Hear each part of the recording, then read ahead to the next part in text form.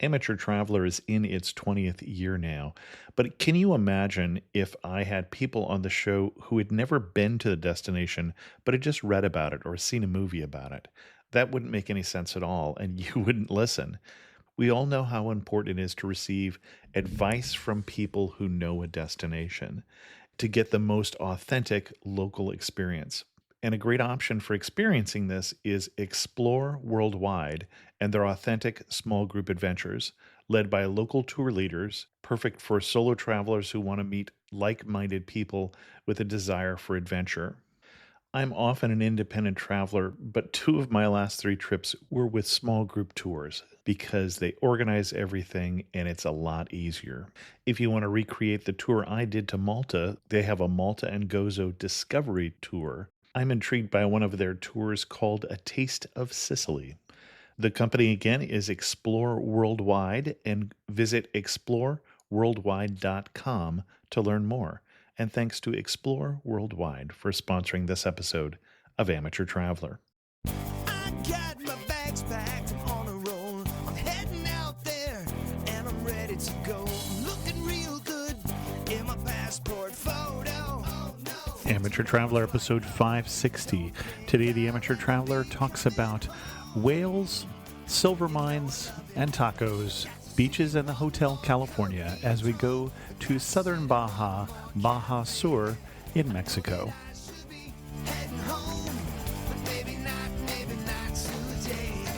Welcome to the Amateur Traveler. I'm your host, Chris Christensen.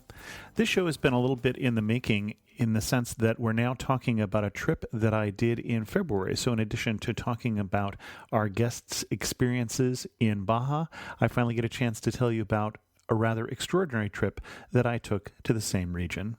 Give it a listen. I'd like to welcome to the show Stuart Gustafson from stuartgustafson.com, who's come to talk to us about Baja, California. Stuart, welcome to the show. Thanks, Chris.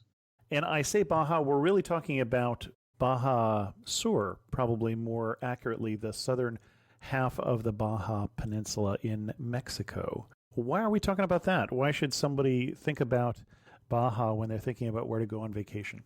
Especially for people on the west coast of the U.S., it's really easy to get there. A lot of straight flights. In fact, even from the East Coast, there are nonstop flights from New York or Newark, some of those places. And it's just beautiful weather down there. And just one of the many reasons I love to go down is the weather. Sure. No, it definitely is.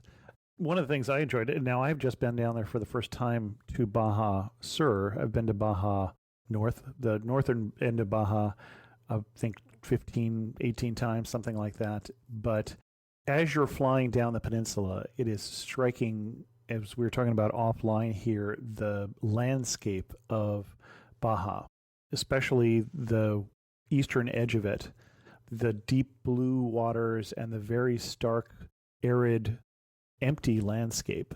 I was intrigued even just before we got off the plane about the Baja Peninsula. Well, it is amazing. When you do fly down, especially from California or Arizona or someplace like that, you initially are hit with this, all I see is dirt and desert. And, that would be another way of describing it, I suppose, yes. But that's all you see for a while. Then you get down south, and your clarification of Baja California Sur is correct. It used to be just Baja, but then it got divided into two states a couple of years ago, well, about 40 years ago.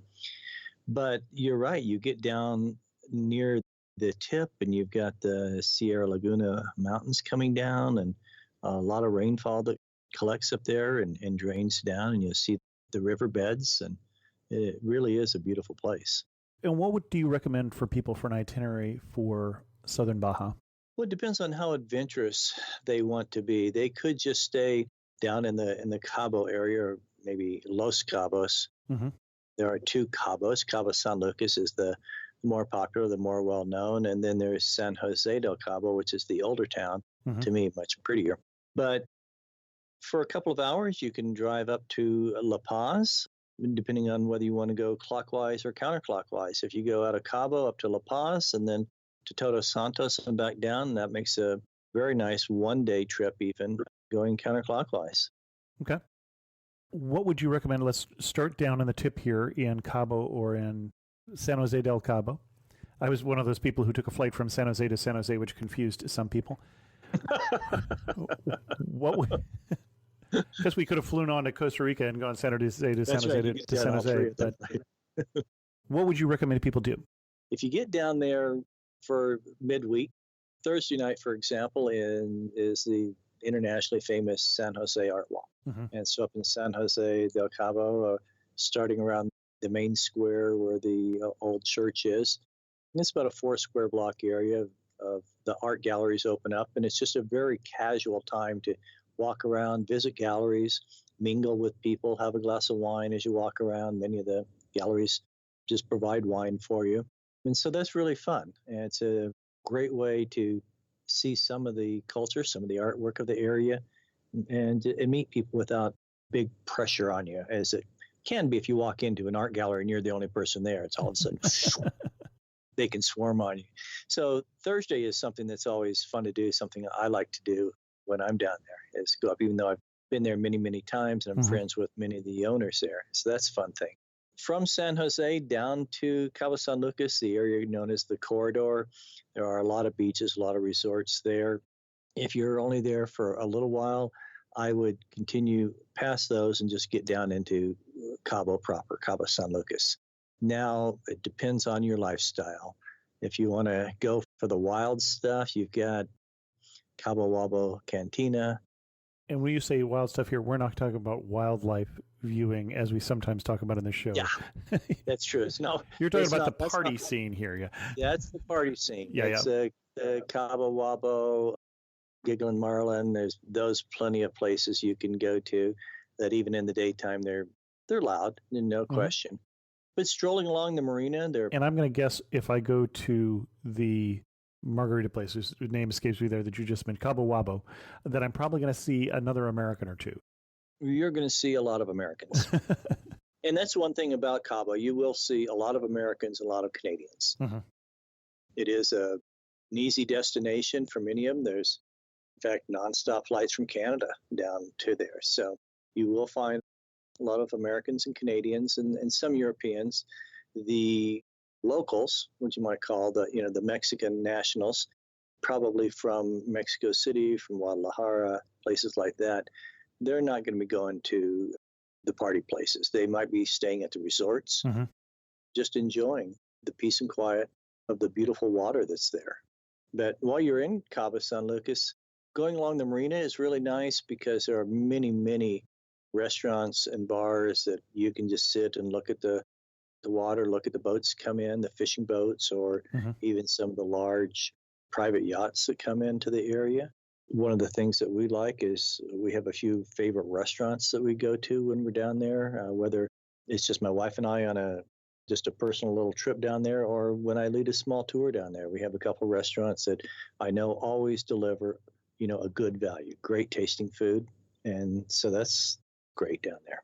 And you're going to leave us in the dark here what they are, or would you like to share? No, happy to share. One of them is called Maro's Shrimp House, M-A-R-O, Mastria Shrimp House. It's on Avenida Hidalgo, just 2 blocks off the marina. And it's a bright yellow building where I think every year they paint the walls because then everybody writes on them where they're from. And you'll find flags from all kinds of schools and professional teams in there. The best value for lobster in town. The prices have not changed in years. It's about $17 for a half kilo of lobster plus some shrimp, vegetables, and things like that. Great place to go. It is packed. You'll be amazed when we go down there with people and we walk by. Maro's is packed. You look at the other restaurants, and some of them hardly have anybody in them. So Maro's has that reputation. The other one that's fun to go to is called The Office. I mean, you can always say, hey, yeah, I worked all day. I spent the day at the office. Well, The Office happens to be a restaurant that's on the beach, Medano Beach, the swimmable beach in Cabo, kind of in the harbor, kind of facing Sea of Cortez. The tables are in the sand, blue umbrellas to block the sunshine from coming in, but good food. Locals go there too, so it's not just the tourist place to go, but good food, good drinks. You're on the water. It's just to dip your toes in the sand. Be careful if you're at the front table because your feet might get wet when the waves come up. It's literally on the beach. But so you can just say, yep, I had to spend the day at the office. You'll have a good time. So those two places we always like to go. One that I would add that's over by the hotel zone, basically in Cabo San Jose, that we enjoyed probably of the most of the ones that we went to, was a little tiny one, Cynthia Fresh Restaurant and Organic Market. Right by the cutoff to the hotel zone or continue straight up into town, Cynthia Fresh. She's been in that location for a little while. She had moved from another location, but that is a good place, nice organic food in there. And actually, if you continue, while you're there in San Jose, if you continue down Hotel Zone, there are some really top restaurants.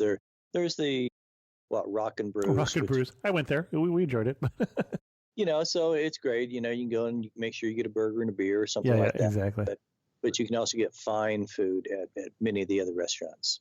What other things should we see while we're down here in the Cabos area? You definitely want to spend some time along the Pacific side. Mm-hmm. And you say, well, that's kind of hard to do because we've got all these resorts. Well, the one thing that I imagine your listeners have heard before is that all the beaches in Mexico are public property. Mm-hmm. So you cannot restrict people from coming. They can make it difficult to get through, but you have to allow access to the beach.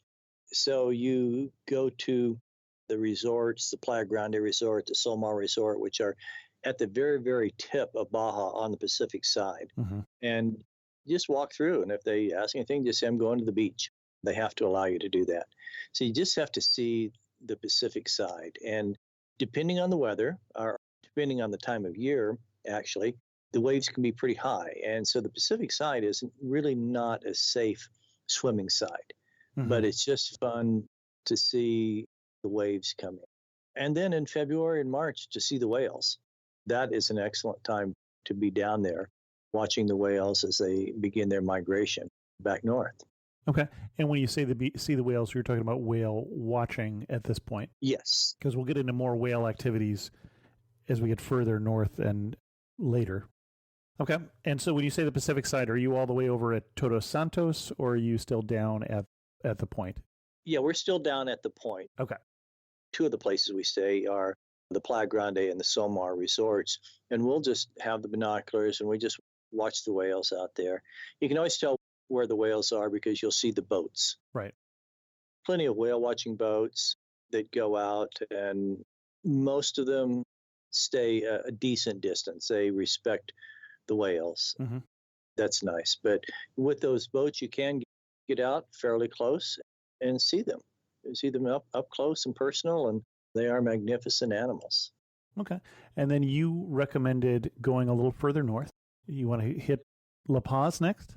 Yeah, driving up to La Paz, as you're going from Cabo, and you go up past the airport, and then you're going to wind through some mountains and then drop down into the plains area of La Paz. And the interesting thing about La Paz is it's the capital of the state of Baja California Sur, but it's really more quiet.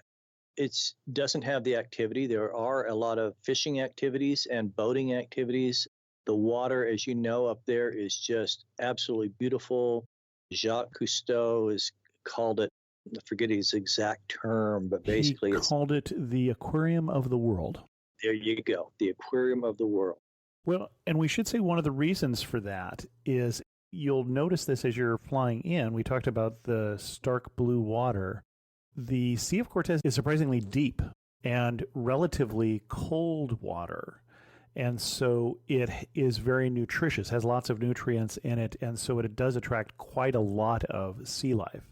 And so that's why it's been called also the Galapagos of the North. But yeah, his particular term was the aquarium of the world for all of the richness of the aquatic life there in the Sea of Cortez. The things that you can do there, I mean, you can swim with the animals in there, the whale sharks, and it's just fantastic. And you're underselling the whale sharks there a bit. Describe, when you talk about swimming with the whale sharks, describe this experience. The experience is the most personal experience I think you can have in the water, because you can just go right with them. You can just pet them. How big is a whale shark? Oh, big. I don't have an exact dimension. Well, it's the world's largest fish. Yeah.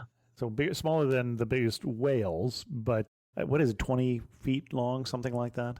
Yeah, big. I don't have an exact size here, but although their throat is a little tiny thing because they eat krill. They're basically not meat-eating sharks, so don't let the world shark fool you in terms of swimming with them. Yeah, I have not had a chance to do this yet. We happen to be in, well, I'll tell you a little more later about a cruise that we did up out of La Paz. But we did not include in this one swimming with the whale sharks, but it is something that I'd like to do. And everybody who I have talked to who has done it has said, as you did, it's basically an amazing experience. Yeah, and the thing about them too, you mentioned the cold water of the Sea of Cortez. The whale sharks don't like the cold water. Mm-hmm. They like the warmer water in the low 70s. It means that they're going to be more surface and closer to the shore than farther out and deeper. I just looked up quickly. They have found whale sharks as long as 40 feet and 47,000 pounds. So that's big. Yeah, that's big. That's big. But they are so gentle, and the name actually comes from the size of the fish. Right. It's not actually a shark. It's not actually a whale. So just a filter feeder, as you said, eating the baleen and everything as they just suck it through. Well, and if I do this from La Paz, as I understand it too, I'm going to be going out in a panga, so a smaller rowboat style, maybe with a canopy to protect me from the sun, but I'm going to do a day trip from there, go out for maybe an hour and find some whale sharks and get in the water with them, doing one of those sort of relatively small boat experiences. Those are better experiences to have rather than going out with, 50 of your closest friends. If you can go out with one or two, or sometimes if you just even go out with the captain of the boat. Mm-hmm. It's his boat. He's still the captain. But that'll be an exciting experience. Some underwater cameras would be fantastic with that. Oh, yeah, absolutely. Anything else you would recommend we do see or eat in La Paz? Well, seafood is going to be what you're going to eat. And I don't have any particular restaurants up there, any of them along the Malecon. Mm-hmm.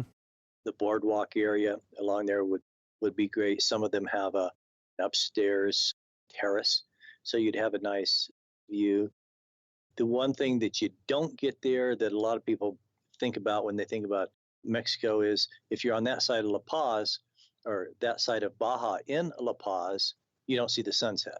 Sure. Mm-hmm. You don't have a sunset view, but you still have a beautiful water view as you look out.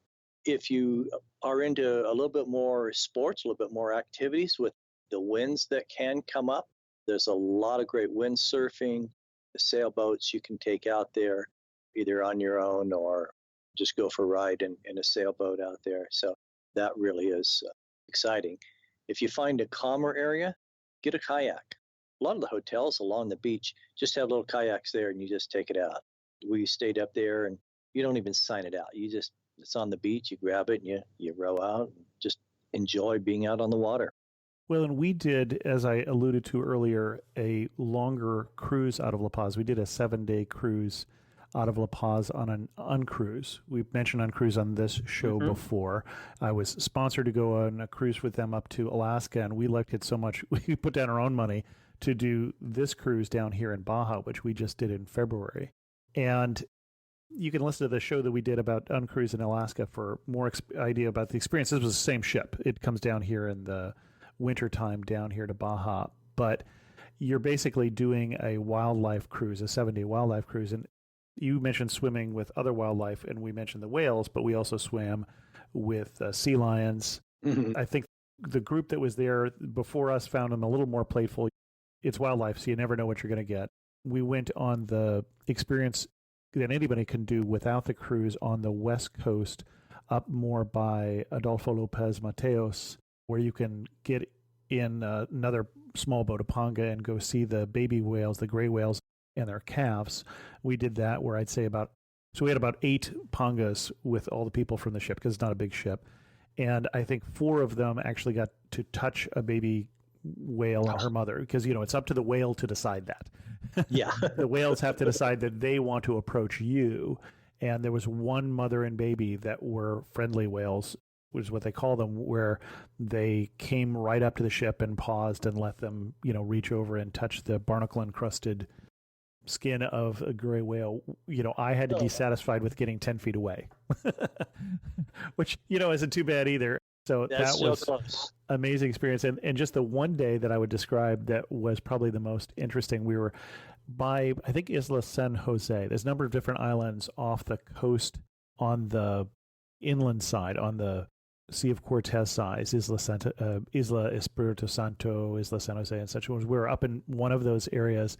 We were going to a specific area where they had reported a fair number of blue whales and other sightings the day before, but they changed the course. It's just one of those things where you never know quite where you're going to go during the day, because it depends on where the wind is blowing. It depends on what wildlife they've seen. And one of the spotters on the bridge saw this cluster of birds off in the distance, and that often can indicate something interesting is going on underneath, like a bait ball, where the dolphins, for instance, are herding the fish into a big ball of fish. And so they went, that looks interesting. And as we went over there, we saw 2 blue whales that swam alongside the ship for about half an hour, which they said was really unusual for them to spend that much time on the surface. You can't see a whole lot of them. They're mostly under the water, but it was just amazing to see how this large whales, just swimming there along the surface. And then I'd say about a half an hour later, we found ourselves in a super pod of, well, I guess this would still be a pod of 200 dolphins, just going crazy, swimming in the water, jumping out, kind of playing with the wake of the ship. And it was just amazing. We followed them along for a while, or they followed us for a while. And then about an hour later, we found ourselves in a super pod of 2,000 dolphins going off to the horizon. So it was quite an amazing trip. I really highly recommend that trip. And it goes out of La Paz. They used to go out of San Jose del Cabo. And what they found is as you get further up the inland side of Baja, the waters are much calmer. And so, for instance, some of the other ships will sail all the way over to the western side where those whales, baby whales and their moms are, but you're going to have a lot rougher seas if you're sailing out there in the Pacific. And so they just don't do that anymore. They sail from La Paz north up along these islands looking for places to put in with their kayaks, do some hiking, and look for sea lions and whales and porpoises and all that kind of stuff. Highly, highly recommend it. You raised a really good point. The water obviously is much calmer because it's a bay. Well, it's a bay. It's a gulf. Yep. Because as you get around to the Pacific side, that water really gets rough, and especially as you go around the tip of Cabo, where the Sea of Cortez and the Pacific Ocean collide. I mean, the water is pretty choppy there. But you get up into the Sea of Cortez, and then it really calms down. And a fantastic book to read if you're going to go there sometime. Anybody's going to go and they actually want to do some research is Steinbeck's book, The Log of the Sea of Cortez. It's about his journeys and the things that he saw and logged in while he was there. Yeah, no, excellent suggestion. The other thing we didn't talk about, too, is the geography. And I did not realize this until I went down. So the Pacific side is much more flat. And then the inland side, or the Sea of Cortez side, is almost always cliffs and mountains and such. So it tends to all kind of slope to the west. And so as you're on the Pacific side, the coastline is less spectacular. It's just more calm, slowly going into the ocean. And yet on the other side, it's quite a lot of mesas and mountains and cliffs and little islands that are broken off and such. The thing about that is you drive either up to La Paz. Yep. Or, of course, you could be the adventurous person who drives all the way up to San Diego. But that's quite a drive.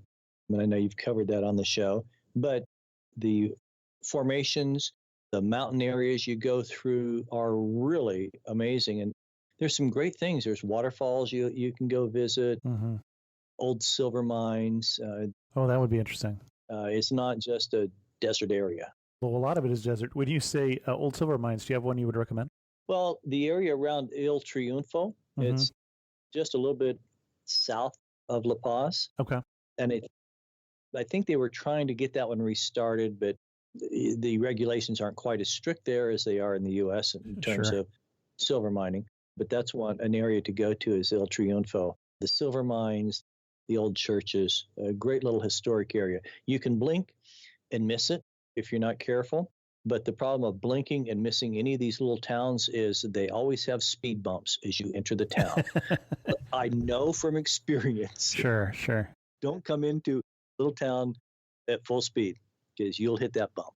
Well, and we, as you mentioned, we have done a show about taking the highway all the way down, although that was probably 10 years ago, and this part of Baja has changed amazingly, I would guess, in the last 10 years. Now, you've been coming down at least that long. Yeah, in 2003 was our first year, and we've gone down every year since, sometimes up to 3 times a year. And you want to describe what it was like in 2003 versus now? 2003, the area definitely was calmer. The interesting thing is that they said at that time, well, we have a limit on how many condo rooms we can have, and so this is probably the end of it. Well, they're still building, and they're still building, and they're still building. So the corridor area between San Jose and Cabo, and then the area north along the Pacific side, you just see continuous growth. It is a greater impact on the locals, the local resources. There is now a Costco there. Of course, there's a Super Walmart. There is a Home Depot. Right. But we like the little shops, that the locals go to, finding their fresh food. The thing that hasn't changed are the people are still friendly. The people are friendly, and they're happy to see you. They know you're a tourist, and it might be the only time you're ever there, but you're treated as a friend. I mean, it is just such a magnificent place to go. I love introducing people to Cabo and finding out, oh, this really is a pretty nice place. Well, and it's interesting because you mentioned friendliness. Now, I think you have also been here within the last 3-4 months down to Baja also, as I recall. Yes. I think that there are a number of people who are choosing not to go to Mexico right now because they think the relations between the U.S. and Mexico are probably so poor because of some of the things that may or may not have been said during the election or whatever. And yet I really didn't find that when I was down there that even, well, it may have come up in conversation, but it wasn't really an issue. I would not let it keep you from going to Mexico. No, nor do I allow the news that makes the headlines when there's a drug-related shooting somewhere in Mexico. It's like, oh, Mexico is not safe. Well, the problem is Mexico is actually safer than the United States. If people saw how many murders there were in certain cities, I don't want to point any out. Most people will know where they are around the United States. Well, I'll point them out. So it was particularly Tijuana and Ciudad Juarez, which are border cities where so much of the violence was in the big drug war. And violence was predominantly associated with people who were in the drug cartels who were fighting each other. So I would not go down and join a drug cartel. I would absolutely recommend against that. Let's just say they don't have to worry about a lot about their retirement plans right now. So no, they don't. But then you look at some of the U.S. cities, you pick Detroit or Chicago or Washington, D.C., they have a higher murder rates, but people aren't going to say, oh, I'm not going to go to Washington, D.C., so.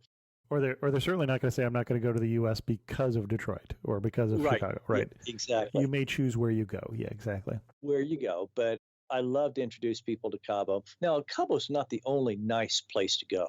There is no question about that. There are plenty of great places to go. It's just that we've really kind of adopted Cabo as our second home. And no, we're not going to retire down there. We'll still stay in the U.S., but know that we can go down there and just enjoy the food and relaxing. There are times we sit in our room, literally put the do not disturb sign and just watch the water. It's just that relaxing. We should say what Cabo is and isn't. So, for instance, if you compare this to some place like, let's say, Oaxaca, another city that I love in Mexico, this is going to have less of the cultural depth. I mean, it is predominantly a new area with some bits of history. Is that fair? That's very fair, and you're probably being generous to say that Cabo San Lucas has history. I mean, it's a fishing port. It Yeah. was a fishing port that was found by the Hollywood elite, let's call it that, and that kind of grew. San Jose del Cabo also was a fishing port, but definitely older. So Right. there is some of the culture that is up in that area. But it's a destination to go to either eat, go fishing. A lot of people go fishing. A lot of people go down there to play golf. But, I don't. It's pretty expensive. But it has things for almost everybody. And if you go to some of the high-end resorts, it has anything that you want there because they want to keep you on the grounds. And then, as we've said, in terms of wildlife encounters, there's some amazing places down here for that I think compete with anywhere in the world.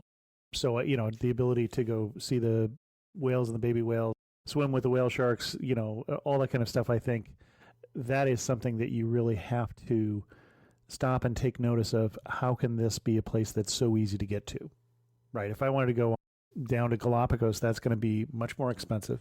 It's going to be wonderful also, I'm sure, but this is amazing wildlife, very close and relatively inexpensive.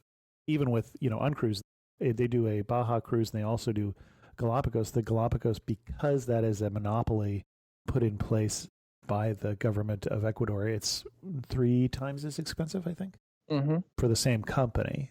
So something to think about. Now, you also mentioned Todos Santos, and we haven't talked about that stop yet. Yeah, so Todos Santos, either a fun day trip from either Cabo or La Paz, or if you are short on time and you just want to make one big loop between Cabo, La Paz, and Todos Santos. So Todos Santos is not much more than an hour north of Cabo San Lucas.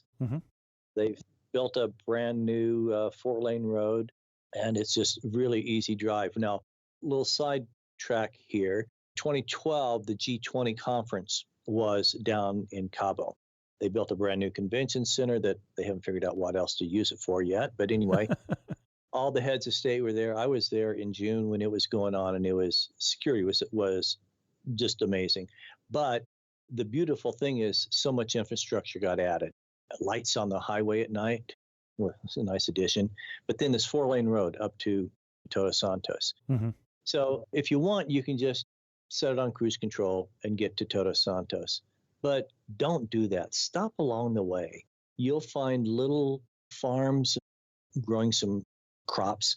You'll find goat farms. And you can do all the ATV stuff too if you want. There's plenty of that. Sure.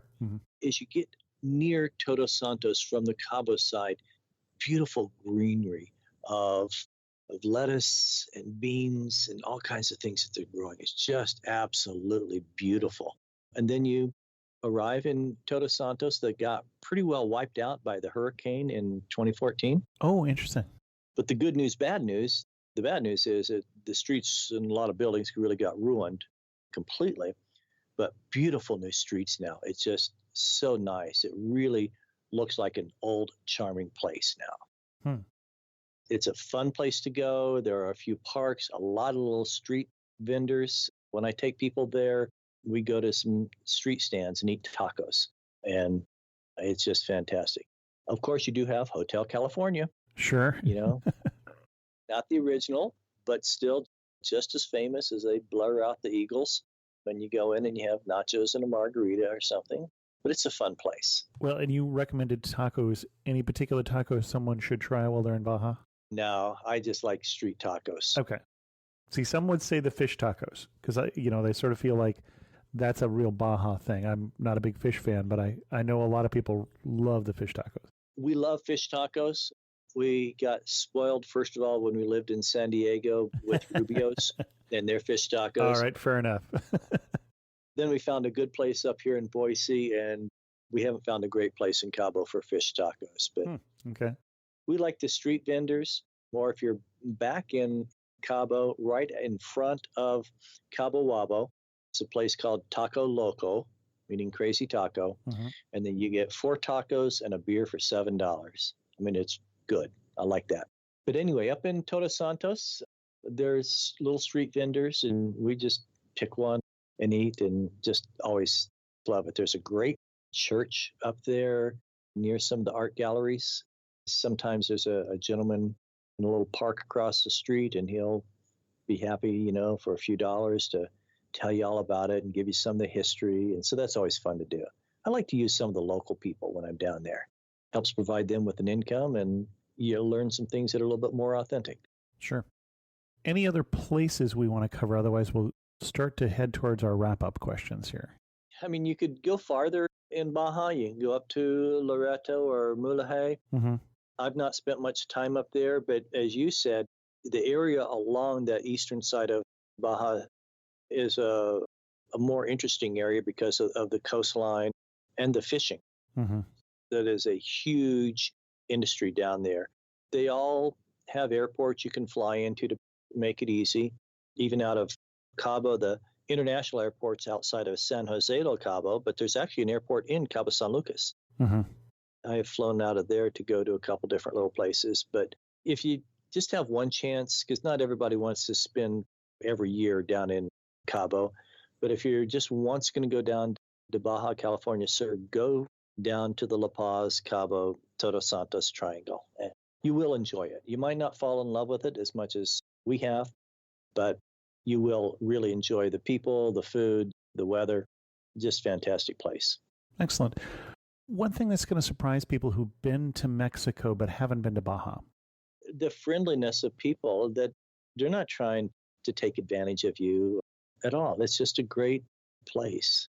I find, and I've mentioned it in a book that I wrote about Mexico and about Cabo, about the work ethic down there. Mm-hmm. And it's probably in all of Mexico, but I haven't spent as much time in other parts of mainland as I have in Cabo. And I mean, these people work 6 hours a day. Last October, we were down there, and these people were working till 10:30 at night. And I mean, it was noisy, but these people are working. They want to get stuff done. You said 6 hours a day. Did you mean to say 16 hours a day? No, I meant to say 6 days a week. Actually. 6 days a week. Okay, I was going to say 6 hours a day. That sounds pretty easy. That sounds like a banker here. Yeah, I'd love to do that. Okay. I figured we hadn't said that right. Yeah, it's 6 days a week, at least 8 to 10 hours a day. They're hard workers. Prettiest spot in Baja Sur. Oh, wow. This is a lot of individuality comes into play here. In your opinion? In my opinion, I would go into San Jose del Cabo. Okay. And sit in the main square. It's called Plaza Mijares. Mm-hmm. And just either Thursday night art walk when there's so much other activity going on, but at other times, and just seeing the children playing in there, you'll find school groups doing rehearsals there. It's not the picturesque, it's not the Eiffel Tower moment or anything like that, but it shows you what life is really like there, and that people are just enjoying life. Not to diminish that, I think that's a great choice. I would probably also throw in one of those remote islands. You've climbed to the top, you're tired and sweaty, but a beautiful view over a bay, just deep blue waters, something like that, or 2,000 dolphins and a sunset's not bad either. That's not so bad. I mean, one thing that we never get tired of when we're down there and we're staying on the Pacific side is the 50 sunrise photos we take every time. They don't look any different, but they are an amazing view. The colors, the oranges, setting down against the water. But what you just said about going on to any one of those little islands off La Paz, a little farther north, Isla San Jose that you mentioned, but there's some right off of La Paz. Sure. Just great places. One thing that makes you laugh and say only in Baja California Sur. I laugh, but I cringe also when I see what crazy Americans do for a drink.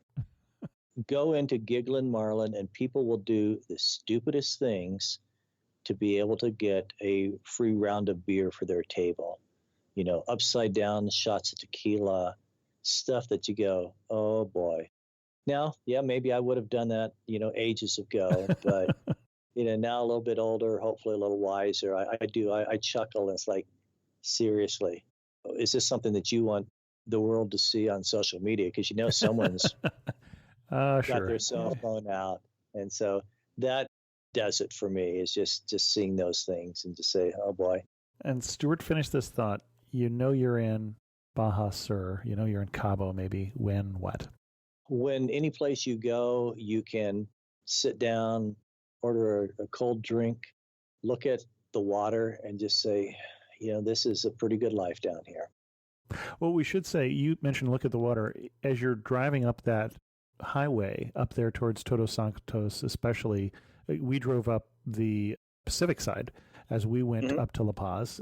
And as you're driving there, you got to keep an eye on the water, because if you're there and kind of the time we were in February, for instance, you're going to see whale spouts. I mean, just even on the highway. Keep an eye on the water. There might be something interesting going on there. Yeah. There's usually something going on out there. And if you had to summarize Baja Sur in 3 words, what 3 words would you use? Accessible. Yes. Fun. And delightful. Excellent. And our guest again has been Stuart Gustafson. Stuart, where can people read more about your travels? Well, my website, stuartgustafson.com. You can find blog entries that I do there. You can also find some of my books that I write about travel. I like writing travel-based mystery novels. I was going to say, you mentioned books, but tell us about one book you've written based in Baja. It's called Missing in Mexico. And so you can go to my website, or you can just go to missinginmexico.com. It will show you the book. The book Missing in Mexico is about a young girl, 19 years old, who doesn't come back from Cabo after a family vacation, and the private investigator trying to find her can't, until he gets a mysterious letter from somebody who says, I will help you find her. Well, now, don't give things away here. No, you can't give it all away, but there is a happy ending. Okay. So I'll put it that way. There is a happy ending. It really is set down there. People have told me after they've read the book, they felt like they could go down there and navigate, just because of the places that are real that I've mentioned, to make it a little bit more fun, more realistic. Excellent. Well, Stuart, thanks so much for coming on Amateur Traveler and sharing with us your obvious love for Cabo and for Baja California Sur. Thanks, Chris. It's been a delightful pleasure, and I look forward to actually going to some of those little islands off La Paz. Oh, you'll love them. We'll have to do something a little bit different this next time. My apologies for 2 weeks away from a new show coming out. Part of the problem was that I was traveling. Basically, I was on the road between Germany, Alabama, Mississippi, Louisiana, Arkansas, North Carolina, Virginia, and Maryland for about 25 out of 27 days in a row. And so that was part of the problem. And then we also tried to change up something in terms of how we were editing the show that, let's just say, it didn't work out. But I'm home for a while, so we shouldn't have those problems this summer. I heard from Kelsey about a show we did some time ago on Fort Worth, and it said this: I just started listening to your podcast a couple of weeks ago when I was looking for information about a few cities in Europe we are planning to visit this fall, but I jumped into episodes about new places I'd like to go. I downloaded some episodes about some of the favorite places I've visited to get a feel for the podcast. I'm enjoying it so far. I listened to your episode from 2013 about Fort Worth, Texas. I've been to the Dallas-Fort Worth area a few times in the last couple of years, visiting friends. Overall, I thought the episode did a great job of describing Fort Worth. However, it didn't include my favorite place in all of the Dallas-Fort Worth area, the Fort Worth Water Gardens. It's one of the most unusual, interesting, and strangely beautiful public spaces I've seen in any of my travels. It's both modern and retro, rigid and fluid, natural and concrete, tranquil and energetic. It's a great place to relax for an hour or so on a busy day of sightseeing, maybe eat a picnic lunch, and you can't beat the price of free. It was my favorite place on my first trip to Dallas-Fort Worth, and a place I always make time for a quick stop when I go back. It's hard to really explain what makes this place so cool, but it has become the go-to place for my local friends to take their out-of-town visitors. If you do another episode on the area in the next couple of years, I'd definitely include the Fort Worth Water Gardens. Well, Kelsey, I wanted to include your comment because it's not likely we're going to do another show anytime soon on Dallas-Fort Worth. And so, well, possibly on Dallas. I guess we've done one on Fort Worth. So I think I'll include this in the comments of that episode so other people can know to check out the Fort Worth Water Gardens. Thanks so much. With that, we're going to end this episode of The Amateur Traveler. If you have any questions, send an email to host@amateurtraveler.com, or better yet, leave a comment on this episode at amateurtraveler.com. And thanks so much for listening.